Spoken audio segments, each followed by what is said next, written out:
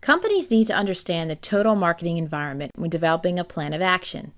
Let's look at the economic section of the marketing environment and how consumers and industry react to the economy. The 5 parts of the economic environment that are important to marketers are consumer incomes, financial power of women, purchasing power, inflation, and recessions. The Testa family of Lancaster, Pennsylvania has to pay bills, mortgages, and car payments every month. The result is that much of their money is gone before the month's end. Marketers are most interested in consumers' disposable income. This is the amount of money left after taxes. Education is the biggest indicator of the amount of disposable income a consumer will accumulate.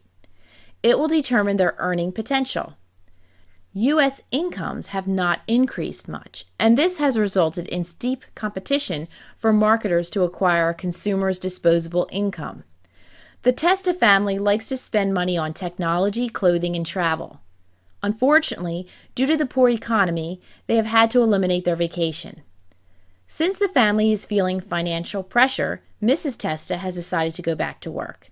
This leads to our second piece of the economic landscape that is important to marketers.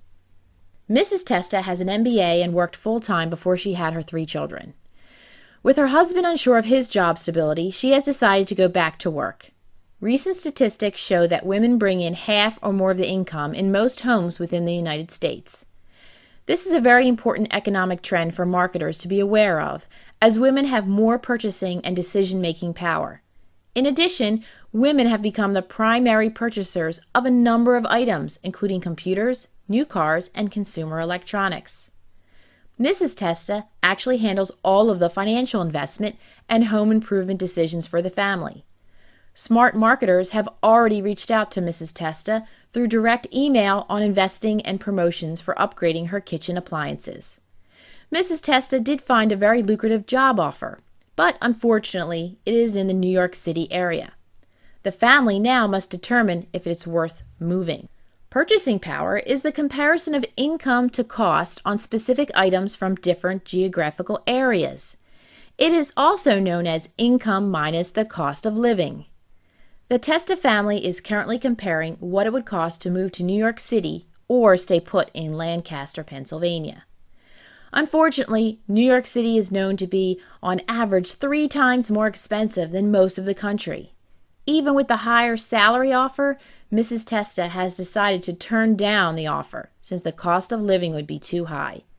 For example, their mortgage would increase from $2,000 a month to $4,000 a month, and they would be living in an apartment. Marketers are interested in targeting those consumers who have a large amount of purchasing power.